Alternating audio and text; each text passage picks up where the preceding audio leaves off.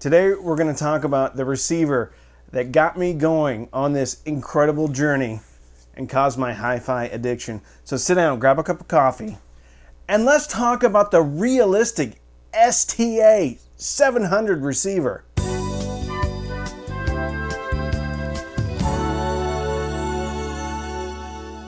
Today's sponsor is Sith Audio Coolers. That's right, if you want to make sure that all your beverages, sandwiches, and whatever else you want to keep cold is audiophile quality, make sure you get one of Sith Audio audiophile coolers. I don't know, they're $217, but they're worth it because they make sure everything inside is audiophile. Okay, the year 1983. Now, of course, I did not get this product when it was new. I got this product probably in 87, maybe even 88. What is it? Hold on. It is the realistic STA 700. Now, this one is not my original, although I wish it was, but it wasn't. Actually, the original that I had went into, I got a better receiver. I gave it to my parents, and my parents continued to use it for probably another 20 years before they threw it away. Luckily, I was able to find this gem in perfect condition. This one is probably in better condition than the one that I had that I bought in 87 or 88. So I got it used. Got this from a local store that dealt with washers and dryers, refrigerators, stoves, but they had a little hi-fi section. This thing was in there. It was used. I think I gave $80, 90, maybe even $100 for it back then. New, this was $180. It only put out 12 watts. But back then, early 80s and late 70s power was a little bit different than how power is rated today. Even though this is only 12 watts, it still pushes really any speaker that I have, with the exception of maybe the first generation ELAC Unifies. This thing does just fine. So let's talk about it. What's on the front? On the front, there is very satisfying clickies.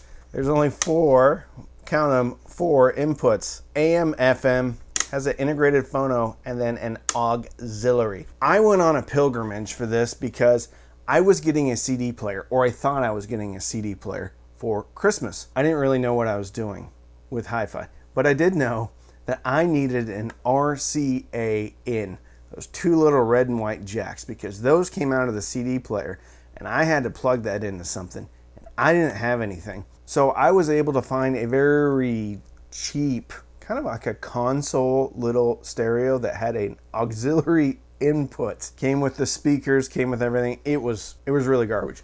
I didn't know it was garbage back then, but it was garbage. After I'd spent some time with it, I knew that I wanted something better.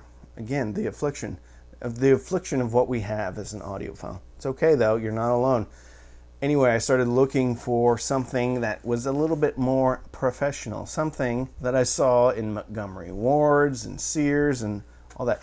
So I was very excited, and I think I looked at it so many times the owner just took pity on me and knocked off another $15 or $25. Next to that, we have some tone controls. And again, the smoothness of these pots, or whatever you want to call them, is very nice. They just aren't built like they used to be. They really weren't. This is pretty much an entry-level receiver, and the way it was built was fantastic. Next to that, you have a balance knob and then a metal. Oh man, this is a good volume knob. It's very smooth, silky smooth. Next to that, loudness. That's right, loudness. I love the loudness button, and I wish more products these days had the loudness button. Got tape monitor, mono, FM auto. You can hook up 2 different speakers to this, so you have a speaker A, a speaker B, and then a system EQ. This product actually had a loudness and a system EQ, and really what it did is just kind of boost the bass and the treble a bit, but it worked. It was nice, and I always had the loudness on and always had the EQ button on. Then next to that, you have the FM tuner, AM tuner, which is, again, silky smooth. I can't believe how good a shape this was in. And I actually bought this, I think, from one of my patrons or someone that's on my Facebook group. They sold this, and I didn't even know it. I ended up buying it off of eBay for like $40. I think $60 all in with shipping and everything. And then the power button also has a headphone out. On the back, one of the cool things, hold on, I'm gonna see if I can show it to you. One of the cool things about components back then is they actually could pass AC power through. Now, I don't know how safe that is, and I don't know, it probably negatively affects the fidelity when you plug another component into this component. I don't know. It was convenient as heck though, because I didn't have to plug a whole bunch of stuff in. Back then, like, power strips weren't as common as they are now. So then we have the speaker connectors. They're clippies, but it's what I had back then, clippies. Even the nicer receivers back in the 70s and 80s were clippies or screw type or whatever. Then in the front, you have a tape in, tape out. So actually this has 5 inputs: FM, AM, auxiliary, tape, and then phono. Next to that, you have your aux in, and then the phono and the ground. Has an area for AM antenna, and then the FM antenna. One of these. Action. I don't know why I did that. That was stupid. I have a really soft spot in my heart for this because it is really what started my journey into what I would consider to be separate components and true hi-fi. I've gone on a bit of a vintage receiver binge. Again, you're not alone if you're addicted to buying equipment. So I have 4, count them, 1, 2, 3, 4 realistic receivers, a Pioneer, and then my crowning vintage achievement, which is a Yamaha CR800. Sorry, I had to actually look at it. The great thing about these vintage receivers are, number 1, they are gorgeous. Number 2, they have a specific sound, and I know some people may argue with that. Most of my patrons that have vintage gear all agree that it does have a vibe.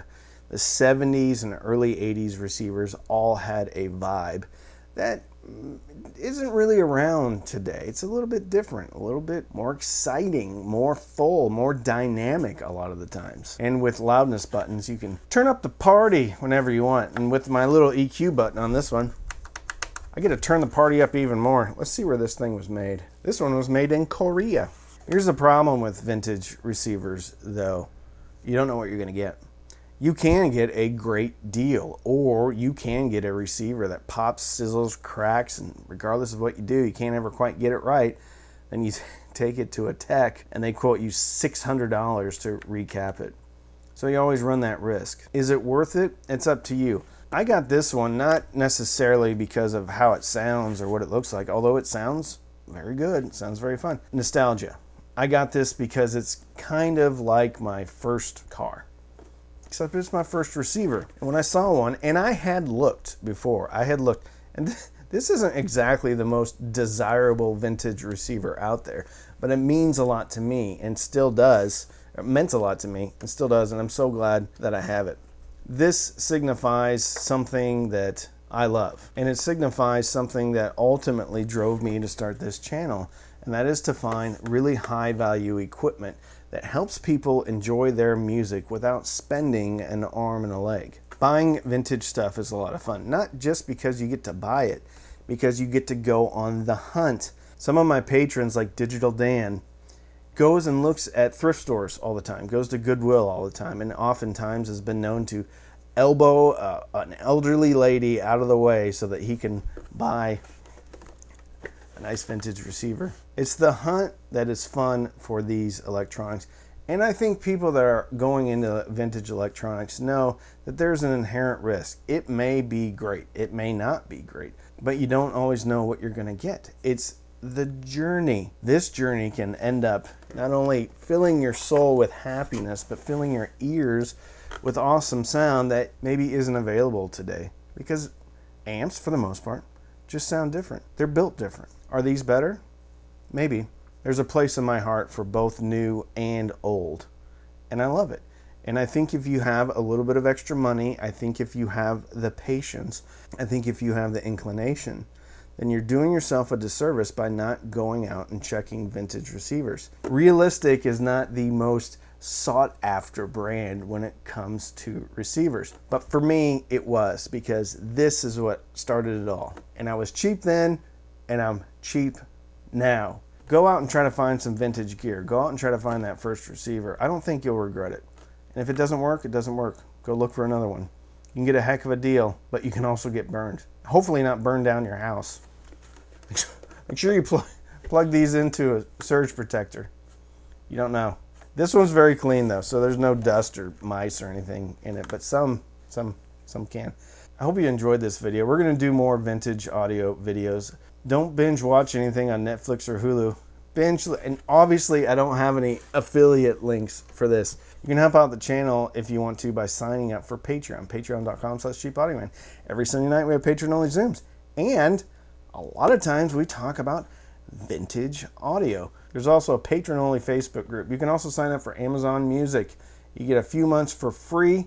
They pay the artist more than any other streaming service out there, and I get a few dollars. So don't binge watch anything on Netflix or Hulu. Binge listen through your new vintage receiver and fill your soul with happiness. And with that, I'm Randy. I'm the Cheap Audio Man.